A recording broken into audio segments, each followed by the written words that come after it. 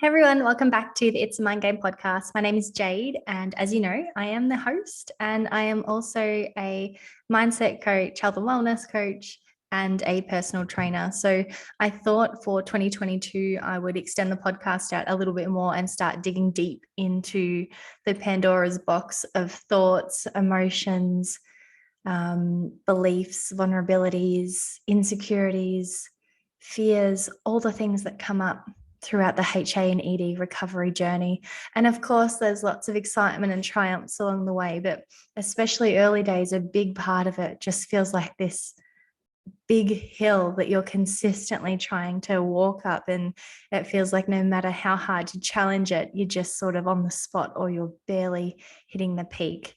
But one, I'm here to tell you, it gets easier with persistence. Like it literally is, just take each step each day and you will get there. I promise you will. But also to give you some inside tips and tricks to make it that little bit easier.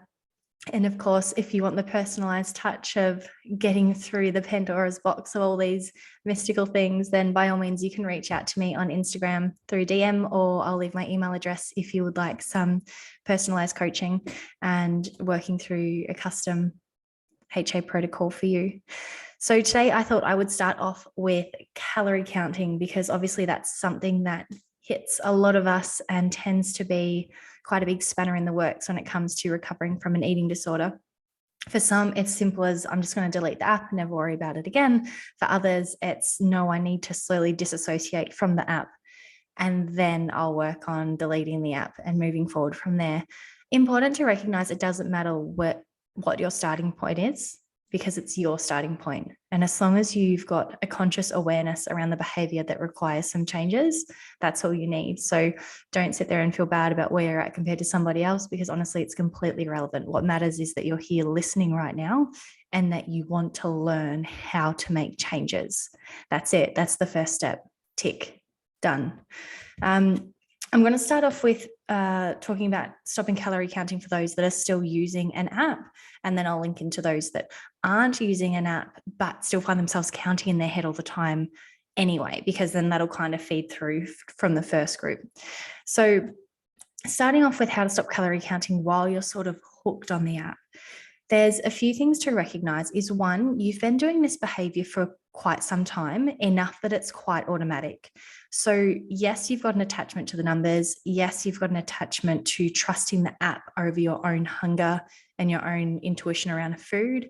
And yes, you've also created an almost robotic automatic response where as soon as you eat something, you type it in, or you can't eat unless it's already typed in.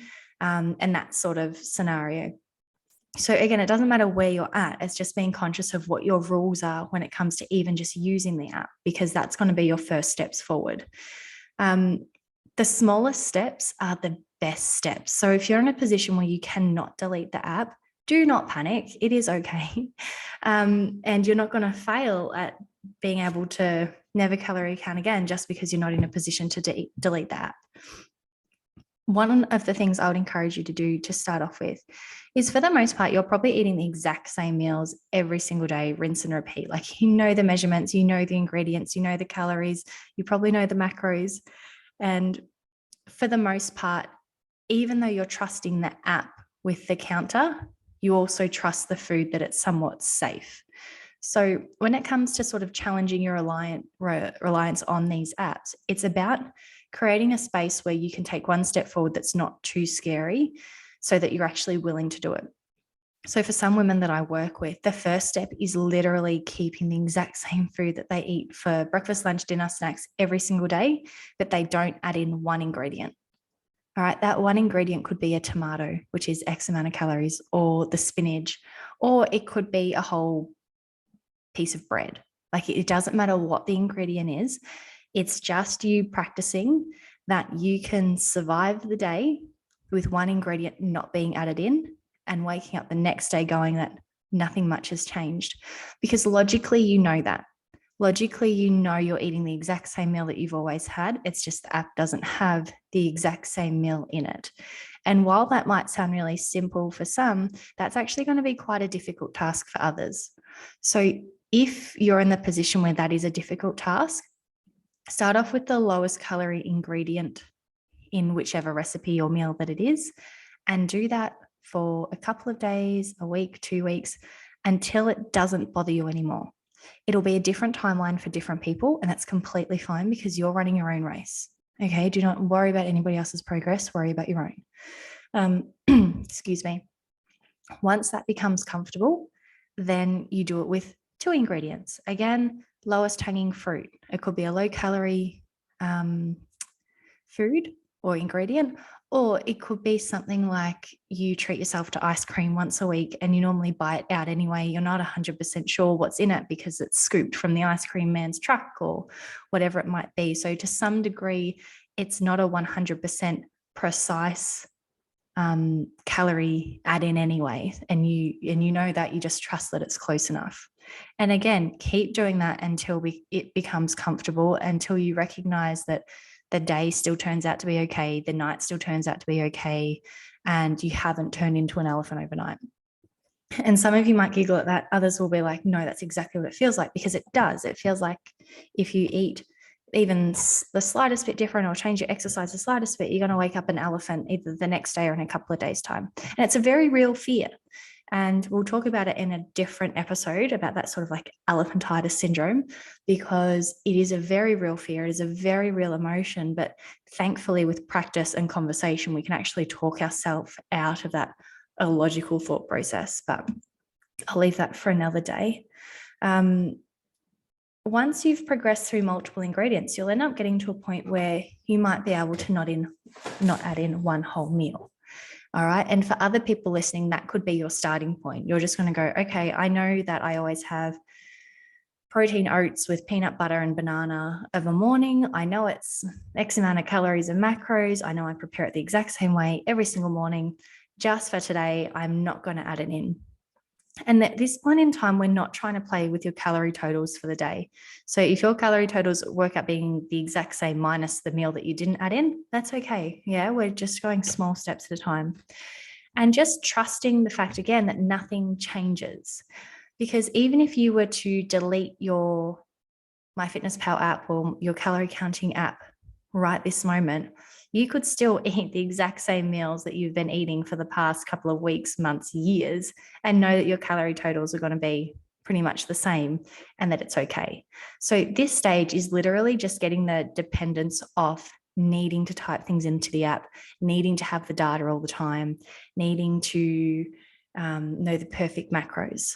And we'll go into this in the later part of the episode, because that's where we are quite clever. And even once we delete the app, we find ourselves feeling like a calculator anyway, because we keep adding everything up in our head, despite not doing the data entry on our phones. But going back to not adding in a meal, now you could pick just one day a week for one meal that you do that again until it becomes comfortable. Then it becomes that same meal 2 days of the week, 3 days of the week, every day of the week. And you can see how the progression will start to build. Again, it could take some a couple of days before they level up. It could take some a couple of weeks or months before they level up. Either way, as long as you're practicing this daily, that is all that matters.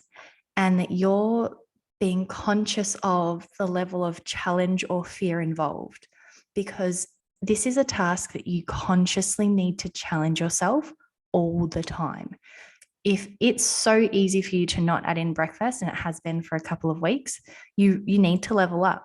You need to now not add in breakfast and one ingredient, or now not add in breakfast and lunch, or breakfast and a snack, or breakfast and 2 ingredients. It doesn't matter. You can make it any combination you like. But it's important that as soon as you get comfortable, you pick the next thing.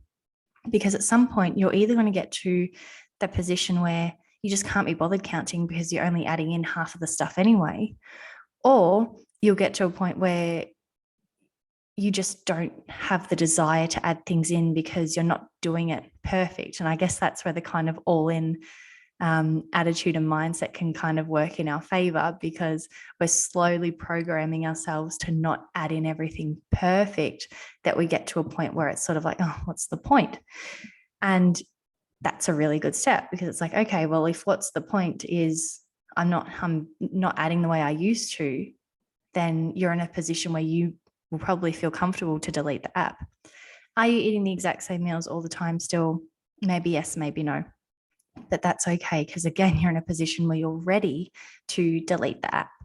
Other women also can stagger their intake days. So they might record one and not the next, and record one and not the next. So you really can be incredibly creative with this process.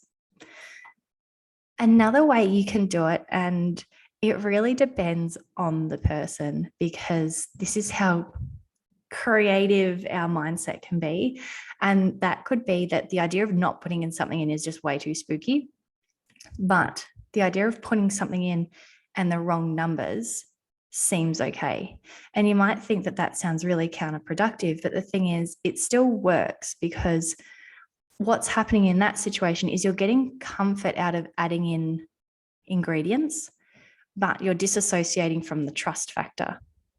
All right, because you're saying something is X amount, but then you logically know it's not that much.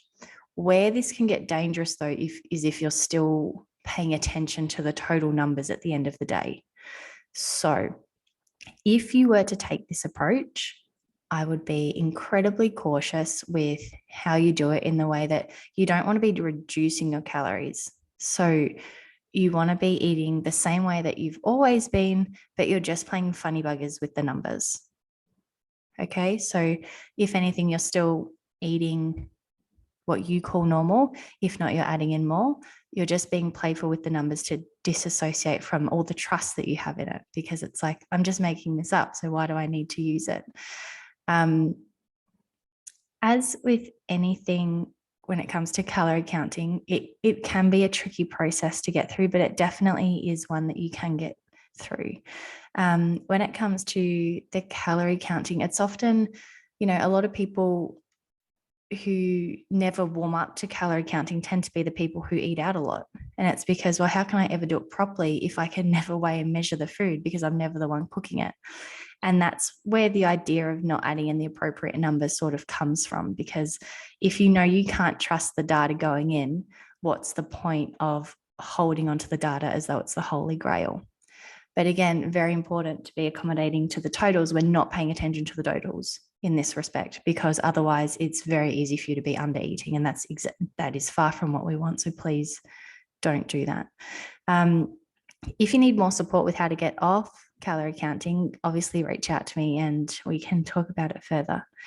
When it comes to, you've gotten yourself to a position where you don't use the app anymore, you don't trust the app anymore, you don't need the app anymore, you're starting to trust yourself, you're starting to enjoy foods that other people prepare, you're starting to enjoy foods that you can prepare without weighing and measuring every single little thing. But then you're sitting there going, oh my gosh, this calculator in my head is so exhausting. It doesn't matter what I cook, I sit there eyeballing the rice, being like, that looks about half a cup. Oh, that's probably a full cup. That looks like 100 grams of chicken. Maybe that's 150 grams of steak. And then that becomes almost intoxicating, because you can't stop thinking about numbers. So 2 processes of this is, one, you've been doing it for that long that, again, it's that autopilot situation. It's like if you learnt how to drive, at the start, it was all these conscious things on, put the clutch in, take the clutch out, indicator on, check your blind spots, turn the wheel, put the brake on, whatever it might be. But now when you drive, you kind of just go through all these motions without thinking about it. Your calorie counting has been created in that fashion, because normally you would eat, you'd search the food, you'd add in the data and you'd save it. And because you rinse and repeat a lot of the same ingredients, even though you're not physically holding onto the app, your brain's still going, well, that's the food, that's the data, that's what's being saved. Yeah. So you have now become the app. And women can find that really challenging, because it's like, I finally deleted the app, but it's still here because I've still got it. I am the app. So in that respect, that's where rewiring your thoughts comes in. And this can actually link into teaching yourself to not use the app as well. I'm going to deviate backwards a little bit. Sometimes you find you're just in such a habit to open up the app as soon as you've eaten, that simply moving the MyFitnessPal icon in a different spot is enough to make you open the wrong app and go, oh gosh, I'm not meant to be counting. And then you don't do it. But moving back forwards to, you've deleted the app, you've got all the food, and you find yourself counting all the time. Now it's about learning to observe the food rather than count the food. So food comes in front of you, you can tell yourself start to count and you go, no, just for today, I'm not going to focus on numbers. I'm going to look at this delicious food that's in front of me. What do I smell? What do I taste? What is the texture? What colors do I see? What textures do I see? Get really, really descriptive of the food, because it's very, very hard for us to pay really detailed attention to the food that we're looking at and eating, as well as counting. So it would almost become a trigger. So like, and you see the food, a number pops in your head, you push it aside and you add in a description. Yeah. And you'll find you need to do that for quite a while. And you find you might even need like a sticky note every time you eat to go description, description, description, because you need to remind yourself to not think about numbers and instead to think about what you can see, you can taste, you can feel. And again, with practice, that'll become your new normal. So at the moment, you can't imagine not counting, but at some point in time, you probably couldn't imagine counting. Like think about when you were, goodness, 5 years old or 2 years old or whatever it would be. If someone had have said to you, not that you know what a calorie is when you're 2 years old, but you get my drift. If someone had said how many calories are in this, you would have been like, oh, I don't even know how much it weighs or how to properly identify that food, let alone know the calorie, the macro count of it. And you can get back there, but it does take practice. And it's one thing that I speak to clients most about, is that all these learning behaviors that have come into play over time, that tends to be why they don't just disappear in the blink of an eye, because you've spent so long to get to this position. So it's going to take a little bit of time to get out. You don't sort of just become this person overnight. It's with a lot of effort, and then we kind of fall off track and end up in a place where we're a little bit out of control. This is about getting the control back, and conscious decisions every single day, practicing every single day, is what will help you get through this. So when you're thinking about food, always paying attention to descriptions and what you do and don't like about it. So you might find that once you stop thinking about calories and macros and you're more thinking about textures, flavors, taste, smell, your taste buds might actually change. Because often when we're eating things based on just what fits our macros or our calorie count, we end up eating quite bland foods, or we're too afraid to eat calorie dense foods because if we go over the serving size, then we're going to go over our targets for the day, or all that sort of thing. But because you're paying so much attention to the food that you're eating, it's quite common for people to recognize that they really enjoy the food, or they don't enjoy the food, or they might notice different effects on their digestion because they're being very conscious about their eating practice. And that's something that's actually good for all humans, to pay attention to their food while they're eating, because it allows for a more pleasurable experience. Of course, any form of distraction is also going to help you to stop calorie counting, because just as you're trying to distract yourself with descriptive words and thoughts about your food, if you're having a really great conversation with your best friend, girlfriend, boyfriend, family members, it's hard to do both at once. So if they're really engaging in a conversation, they're really funny, or you're watching a wonderful movie, or you're at the beach and something's capturing your attention, it's going to be a lot easier for you to not let the numbers sink in. So that's another thing in your tool belt. Pick and choose eating occasions, because one, it's going to help you be really social, which is something that we want to encourage because it makes food fun again. And two, it's going to be easier for you to not so much fixate on numbers because you're going to be distracted by good company. And once you've had practice of numbers not being the preferred thought while around food, that soon will become your new normal. So suddenly food will get put in front of you and it's very much I like it, I don't like it, I want to eat it, I don't want to eat it. And how much do I eat? As in like just observing when's a good time to stop, or do you finish the whole thing? So they're probably the main tips to consider when stopping calorie counting. But just one thing I want to highlight is that, again, these behaviors haven't kicked in overnight, so they do take a while. Have sticky notes around you. Have this podcast or YouTube to listen to on a regular basis so you can remember these things. Of course, if you are having an incredibly difficult time, reach out to a professional, whether it be me, your GP, psychologist, counselor, anything like that, because you do not have to do this alone. It does not have to be all on you to fix or to solve. I know one conscious thought that comes up a lot, and it was for myself, and I hear other women as well. It's like, I got myself into this mess, I can get myself out. And like, yes, I agree, I respect that.